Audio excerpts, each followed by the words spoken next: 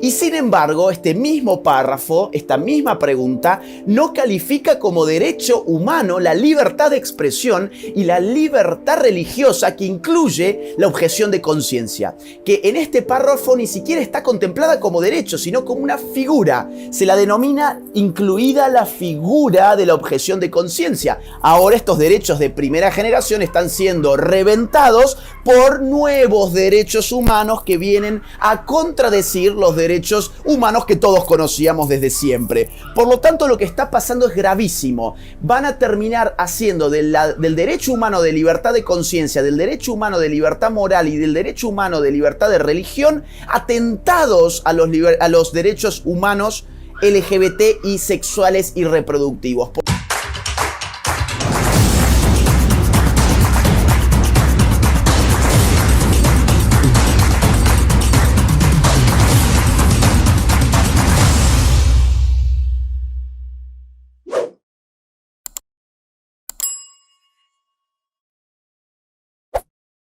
La Oficina de Derechos Humanos de la ONU acaba de solicitar la conformación de una suerte de lista negra en la cual se va a registrar a todos los críticos y disidentes de la ideología de género. En concreto, lo que la ONU está pidiéndole a gobiernos, ONGs, agencias internacionales, agencias regionales, organizaciones militantes feministas y organizaciones militantes LGBT es que proporcionen detallada información sobre críticos y disidentes de la ideología de género que puedan estar poniendo en peligro los objetivos de la agenda de género.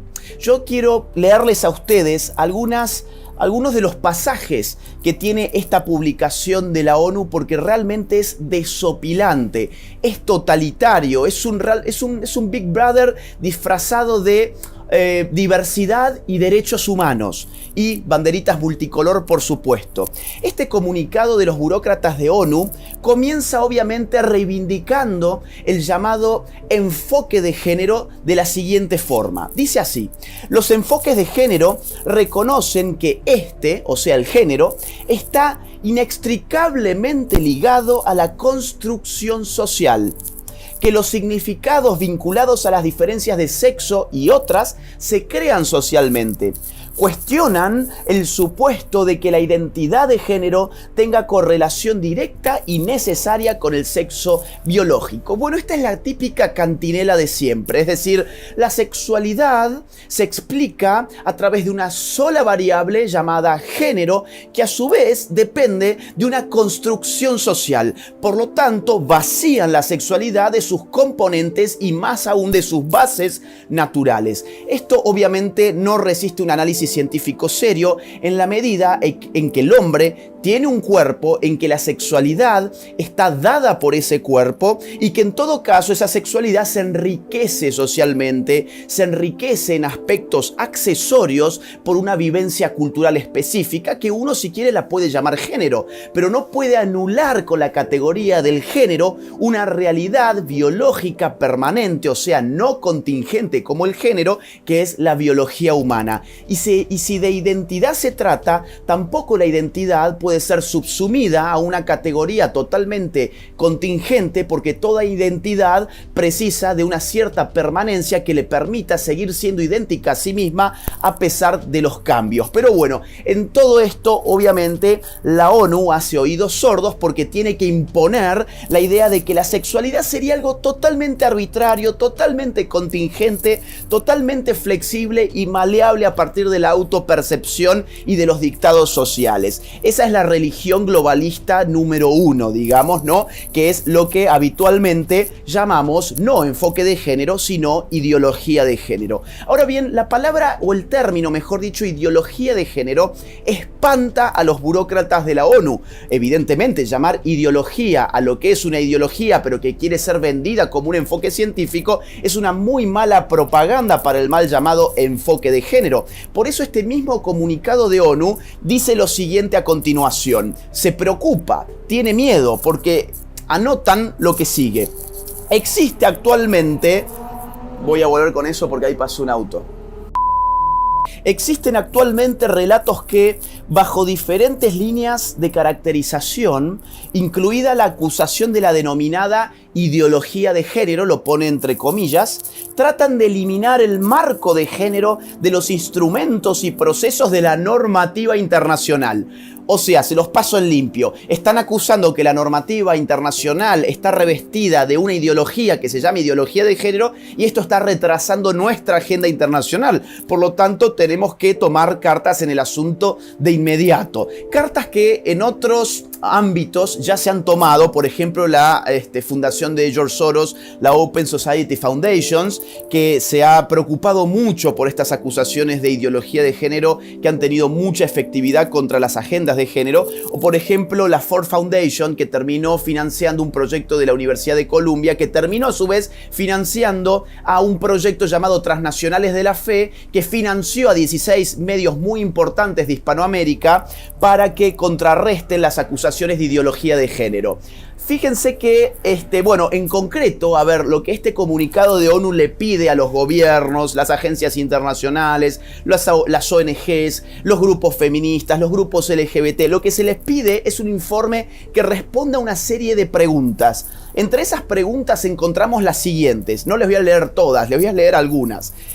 Dice así: ¿existen ejemplos en los que se haya utilizado narrativas o ideología de género, generismo u otros conceptos relacionados con el género para introducir medidas regresivas, en particular, pero no exclusivamente, para las personas o comunidades LGBT? O sea, detálleme, por favor, si en su país se está llevando adelante una campaña contra la ideología de género y contra los lobbies feministas, LGBT y demás. Eso es lo que te está pidiendo, información.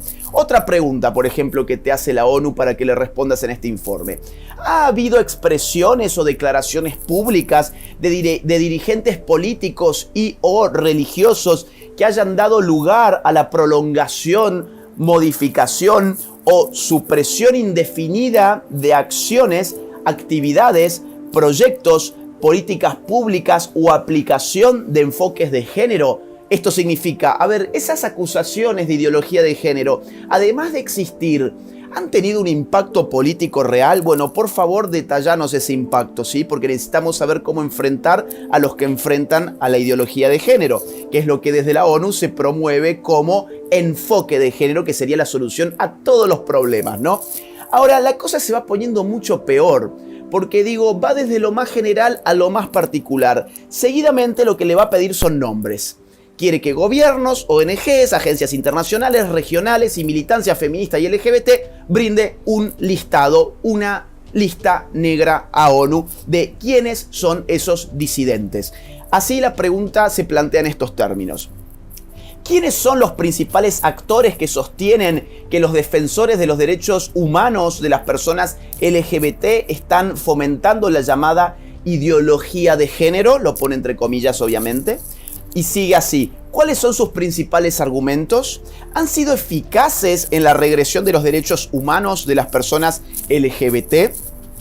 En otras palabras, ¿quiénes son? Dame los nombres. Dame los nombres, vamos a configurar un listado de quiénes son, cuáles son sus argumentos, qué efectos prácticos han logrado. Y esto la verdad es terrible porque uno no sabe qué puede hacer ONU en un futuro próximo con un listado como este.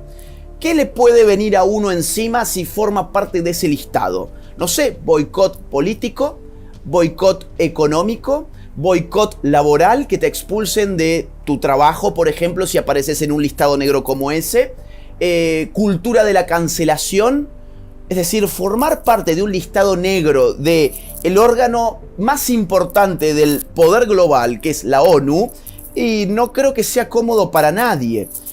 Tampoco creo que sea una actitud muy democrática, muy tolerante, muy diversa el estar haciendo listados negros con disidentes, ¿no? Pero bueno, la cosa obviamente siempre se pone en términos de que todo esto es para respaldar la diversidad y los derechos humanos, pero la verdad es que la única diversidad que estos burócratas contemplan es la diversidad de la cama, ¿sí? La diversidad de con quién te acostás o quién autopercibís ser, punto final. La diversidad ideológica, la diversidad religiosa, la diversidad política, la diversidad de expresión, la diversidad de opinión, la diversidad de pensamiento, todas esas diversidades no entran en el catecismo de la diversidad, digamos, de la ONU y toda esta agenda globalista. Ahora, esto es terrible porque efectivamente hay mucha gente que se piensa que somos más libres que nunca, que se piensa que,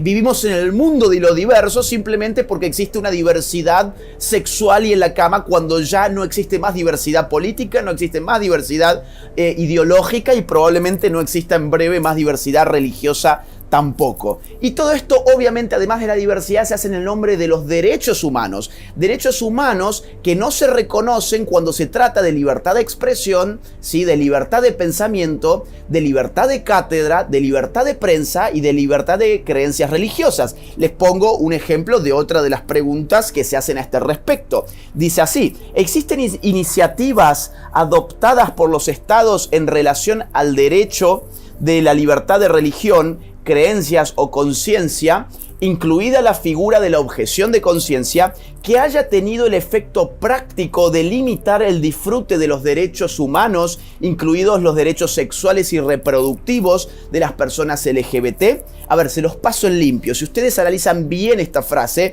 califica como derecho humano los derechos LGBT, por supuesto, son personas humanas, obviamente. Y califica como derechos humanos los derechos sexuales y reproductivos, que ya sabemos todos a qué hace referencia y no lo puedo decir porque estamos en YouTube, pero si recuerdan los pañuelitos verdes sabrán a qué hace referencia eso de derechos sexuales y reproductivos. Y sin embargo, este mismo párrafo, esta misma pregunta, no califica como derecho humano la libertad de expresión y la libertad religiosa, que incluye la objeción de conciencia, que en este párrafo ni siquiera está contemplada como derecho, sino como una figura. Se la denomina incluida la figura de la objeción de conciencia, que en verdad es un derecho humano que deriva del derecho humano a la libertad, ¿sí?, de conciencia, a la libertad religiosa y a la libertad moral, que son derechos humanos fundamentales, son derechos de primera generación. Ahora estos derechos de primera generación están siendo reventados por nuevos derechos humanos que vienen a contradecir los derechos humanos que todos conocíamos desde siempre. Por lo tanto, lo que está pasando es gravísimo. Van a terminar haciendo del derecho humano de libertad de conciencia, del derecho humano de libertad moral y del derecho humano de libertad de religión atentados a los derechos humanos LGBT y sexuales y reproductivos. Por lo tanto, yo creo que todo esto va hacia ese camino. El camino de empezar a dejar de utilizar la idea del derecho humano para la expresión, para la religión, para la libertad moral, sino que todo va a terminar siendo derecho humano, LGBT y demás, ¿no?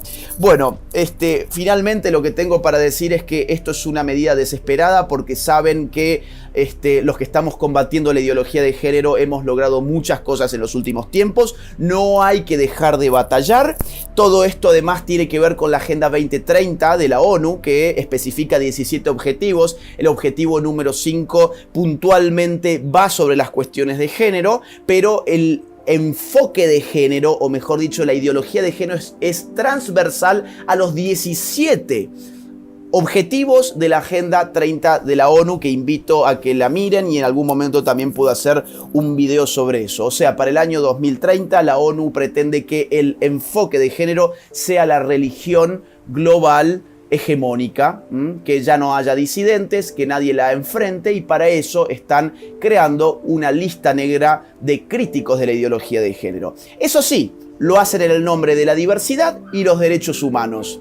¿Y vos serás parte también de esta lista en un futuro próximo? Este video, al igual que todo mi trabajo, es posible gracias a las colaboraciones económicas, libres y voluntarias que estoy recibiendo a través del sistema de Patreon. Gracias a todos los donantes. Y si vos valorás mi trabajo, te invito a que puedas colaborar también conmigo en esta batalla cultural a través del sistema de Patreon. El link está en la descripción de este mismo video.